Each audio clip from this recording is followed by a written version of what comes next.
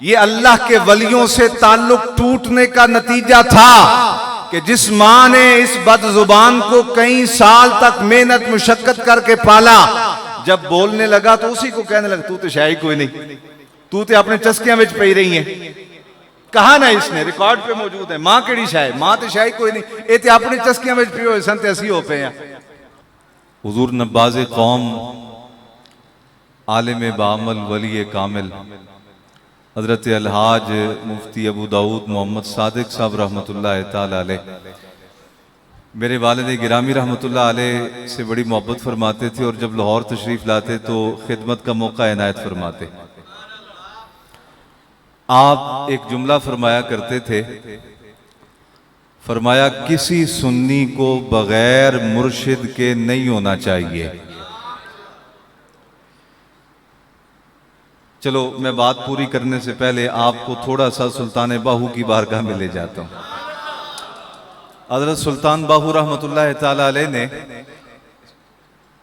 अपने पास रख लिया, ये जो हुजूर नब्बाज़े कौम रहमतुल्लाह अलैह ने बयान फरमाया ना कि किसी सुन्नी को बगैर मुर्शिद के, रहबर के, रहनुमा के नहीं होना चाहिए।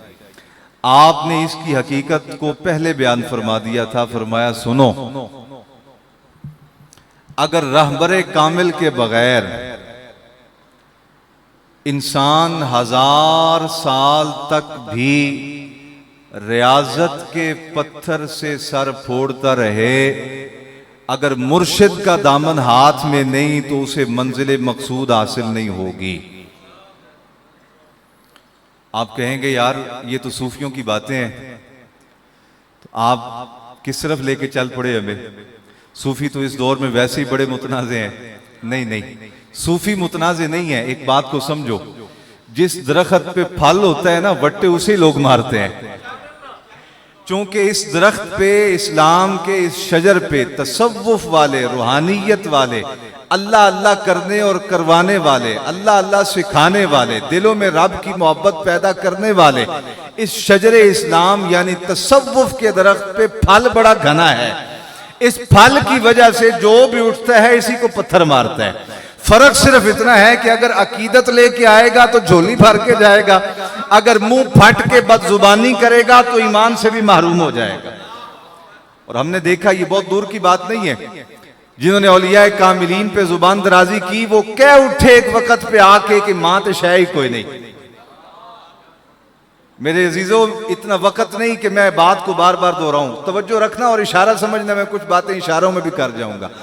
कमजोर आदमी हूं तो मुझ में वो जुर्रत नहीं, वो सलीका इजहार नहीं कि मैं हर बात खोल के आपके सामने रख दूं, लेकिन इशारों इशारों में बहुत सारे गड़े आपको बता जाऊंगा। ये अल्लाह के वलियों से ताल्लुक टूटने का नतीजा था कि जिस माँ ने इस बदजुबान को कई साल तक मेहनत मुशक्कत करके पाला, जब बोलने लगा तो उसी को कहने लगा तू तो शायद कोई नहीं, तू तो अपने चस्कियां विच पई रही है। कहा ना इसने, रिकॉर्ड पे मौजूद है। मां केड़ी शायद, मां तो शायद कोई नहीं, ये तो अपनी चस्कियां विच पई होए सन ते असीं हो पे हैं। ओए मेरे अजीजों, मां का अदब, बाप का अदब, बुजुर्ग का अदब, इस उम्मत को सबसे पहले जनाब मोहम्मद मुस्तफा ने खुद सिखाया है। नहीं समझ आई बात? सैयद आलम सल्लल्लाहु ताला अलैहि वसल्लम की सगी वालदा नहीं, रजाई वालदा हुजूर की खिदमत में आई मुलाकात के लिए। सैयद आलम सल्लल्लाहु अलैहि वसल्लम खुद नीचे बैठ गए, ऊपर बिठा दिया उसे। ये तो रजाई मां थी जिसे आका अलैहिस्सलाम ने इतना प्रोटोकॉल दिया। अच्छा, एक बात मैं अर्ज करता हूं, आपको और लुत्फ आएगा, ईमान ताजा होगा। मैंने एक बहुत बड़े अल्लाह के वली की जुबान से सुना, फरमाया दूसरे को इज्जत वही दे सकता है जो खुद इज्जत वाला होता है। मैं फिर एक इशारा करके आऊं, दूसरे को इज्जत वही दे सकता है। आप देखेंगे अभी ये बाबा जी, आज मुझे इनका चेहरा देख के बड़ी तबीयत में ताजगी महसूस हुई। यार काश अल्लाह करे ऐसा वक्त आए कि हमारे जवान भी इस तरह दाढ़ियों वाले हो जाएं, हमारे जवानों के सरों पर भी ताज सज जाए, पगड़ियां सज जाएं। और ये पगड़ियां नहीं हैं, ये इज्जत के निशान हैं, ये इज्जत के निशान है। मैं कैंट में रावलपिंडी एक जगह जलसे पे था, बहुत सारी गाड़ियों की चेकिंग हो रही थी, वहां को हसास मामला था। वो हर एक को रोकते, 15-15, 20-20 मिनट तक हर गाड़ी की चेकिंग करते। अब मेरी गाड़ी भी उसी लाइन में थी, 2-4-5 गाड़ियां रह गई तो आगे वक्त बिल्कुल थोड़ा था, जो मैंने टाइम दे रखा था वक्त पे पहुंचना था, खिताब के लिए लोग बैठे होते हैं, रसूलुल्लाह की उम्मत है, बड़ी बात है, इस दौर में भी अल्लाह का दीन सीखने आ जाते हैं, हमें वक्त की पाबंदी करनी चाहिए। तो मैं फिक्रमंद था कि लेट हो रहा हूं, मैं गाड़ी से बाहर निकला, मैंने कहा यार उनसे कोई मिन्नत समाजत करें। वो बहुत बड़े बड़े बूटों वाले और बड़े कदावर जवान खड़े थे, मुझे गाड़ी से निकलता हुआ देख के उनका अफसर गाड़ी में बैठा था, वो दौड़ के आया, कहा सारी गाड़ियां हटवाओ, हजरत साहब को रास्ता दो। जब उसने ये बात की तो मैंने बाजू पकड़ लिया, मैंने कहा आप मुझे जानते हैं? नहीं। कभी बिलालगंज लाहौर में आए हैं, कोई खुतबा जुमा पड़ा हो, किसी जगह आपने मुझे सुना हो? कहने लगे नहीं। मैंने कहा फिर ये आप रास्ता क्यों बनवा रहे थे मेरे लिए? कहा आपके पास सर्टिफिकेट है इज्जत का, आपके पास ये सनद है इज्जत की, मुझे आपका ख्याल नहीं आया, आपके सर पे मौजूद इज्जत की दस्तार का ख्याल आ गया, मैंने आपके लिए रास्ता बनवा दिया। तो मेरे अजीजानी गिरामी बुजुर्ग औलिया अल्लाह फरमाया करते थे, दूसरे को इज्जत वही देता है जो खुद इज्जत वाला होता है। अल्लाह करे ये वक्त आ जाए। अभी ये जिक्र कर रहे थे कि खाली इल्म, जहां पहले चल रहा था ना किबला, तवज्जो इधर मेरी जानिब, मैंने थोड़ा सा बोलना है और आपने बस तवज्जो मेरी जानिब रखनी है। ये जिक्र फरमा रहे थे कि बगैर रूहानियत के और बगैर किसी अल्लाह वाले का दामन पकड़े सुक्का इल्म इंसान को गुमराह कर देता है, वाकई गुमराह कर देता है। उस वजह, इसकी वजह यह है कि जब मुर्शिद का और रहबर का, अल्लाह के वली का दामन हाथ में नहीं ना होता, तो इंसान सिर्फ जाहिर के तजर्बे की बुनियाद पर सफर करता है। एक कौम ने जाहिरी आंखों देखे तजर्बे की बुनियाद पर सफर किया था। जब 12 के 12 लश्कर, खानदान, कबीले वहां चले गए, सारे डूब गए। उसी राह से जनाबे मूसा कलीमुल्लाह अपना लश्कर लेकर गुजर गए, और मूसा अलैहिस्सलाम का गुजर जाना, बकिया आने वालों का पीछे फिरौन के लश्कर का डूब जाना, इस बात की कुरानी दलील है। और बाबा रास्ते नहीं बचाते, रहनुमा बचाया करते हैं, रहनुमा बचाया करते हैं। तो हजरत नब्बाज़ कौम रहमतुल्लाह ताला अलैह जुमला फरमाया करते थे, फरमाया किसी सुन्नी को बगैर मुर्शिद के नहीं होना चाहिए। और अगली वंड भी आप खुद ही फरमा गए, फरमाया किसी मुर्शिद को खिलाफ शरा भी नहीं होना चाहिए। ये 10-10 अंगूठियां पहने हुए लोग ये पूरा हफ्ते ही नमाज नहीं पढ़ते। हमारे पास एक बाबा आता है, मैंने उसे कहा आप कभी नमाज का भी शौक रखते हैं? कहा बस आपकी जब से तकरीर सुनी है, आपके पास जुमा पढ़ने आ जाते हैं तो अब जुमा शुमा पढ़ लेते हैं हम। तो मैंने कहा बकिया नमाज? कहना जी वो बड़ा कर्म नवाज है, माफ कर दूंगा। ये 10-10 अंगूठियां पहने हुए और हफ्ता हफ्ता रब की बारगाह में जाने ही नहीं, ये राहबर कामिल नहीं। राहबर कामिल वो है जो मुसल्ला रसूल का भी वारिस हो, रब के कुरान के नूर का भी वारिस हो। मेरे अजीजा ने गिरामी, आज जिस जगह हम बैठे हैं ये वही जगह है जिस जगह एक दरवेश कामिल ने, एक आलिम रब्बानी ने एक तवील उम्र यहां गुजारी। आप में से बहुत सारे लोगों ने, 6 साल की बात है, उनकी खिदमत भी की होगी, उनकी सोबत में भी रहे होंगे। और मेरे अजीजों, कोई तारीफ नहीं, बड़ी साफ सुथरी बात और सिद्ध के दिल से कहने लगा हूं, किसी भी आदमी की मेहनत अगर देखनी हो तो उसके संगियों में और उसकी औलाद में देख लो। जिस बंदे की औलाद और जिस बंदे के संगी अल्लाह रसूल की मोहब्बत के रंग में रंगे होते हैं, गोया बंदा कामयाब गया है दुनिया से। अगर दुनिया से जाने के बाद संगी फिर गए, औलाद फिर गई, दाढ़ियां छोटी करवा दी, पगड़ियां उतार दी, पैंट शर्टें पहन ली, मैं इस पे तनकीद नहीं कर रहा, लेकिन बहरहाल कहाँ यारा एक तरफ जो है वो मुरगन ग़िज़ा हो और एक तरफ पतली दाल हो, आखिर फर्क तो होता है ना उसमें।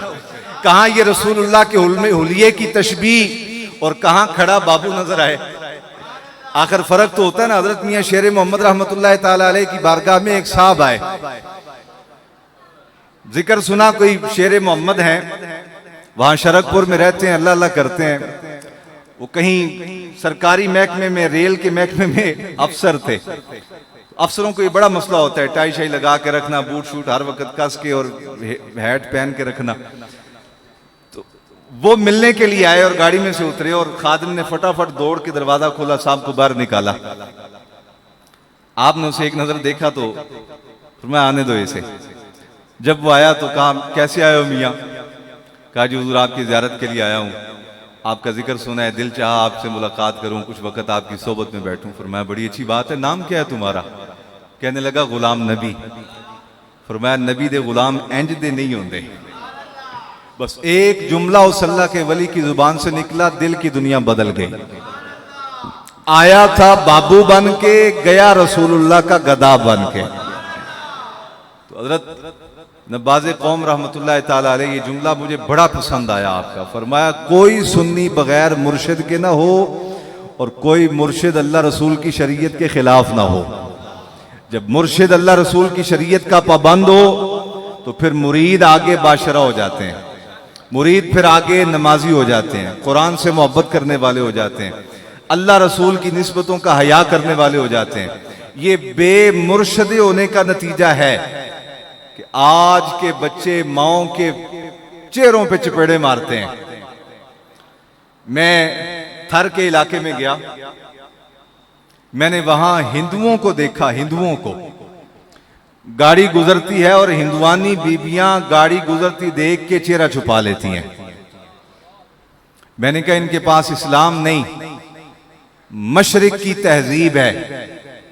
अगरचे इस्लाम का नूर नहीं, लेकिन इस मशरिक की तहजीब, जिस तहजीब को आबाद करने में इकबाल का किरदार है, जिस तहजीब को रंगने में बरेली के ताजदार का किरदार है, जिस तहजीब को निखारने में हजरत बाबा फरीदुद्दीन मसूद गंजे शकर की जिंदगी गुजरी है, जिस तहजीब को संवारने में हजरत दाता गंज बख्श ने सारी तवानाइयां सरफ की हैं, अगरचे इन हिंदुओं के पास और हिंदुआनियों के पास इस्लाम का नूर नहीं, लेकिन उस तहजीब की कोई ना कोई बरकत जरूर मौजूद है।